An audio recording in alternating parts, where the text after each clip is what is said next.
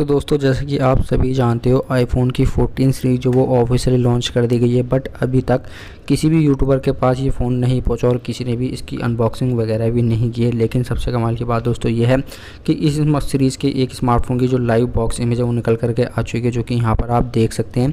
कुछ इस तरह का यहाँ पर आपको जो बॉक्स देखने को मिलेगा और छोटा सा यहाँ पर बॉक्स की अनबॉक्सिंग की क्लिप भी वायरल हुई, वो भी यहाँ पर आप देख सकते हैं। यहाँ पर बॉक्स में कुछ इस तरह से स्मार्टफोन आपको देखने को मिल जाएगा और पहले की तरह यहाँ पर आपको कोई भी चार्जर वगैरह देखने को नहीं मिलेगा, सिर्फ एक लाइटनिंग केबल देखने को मिल जाती है।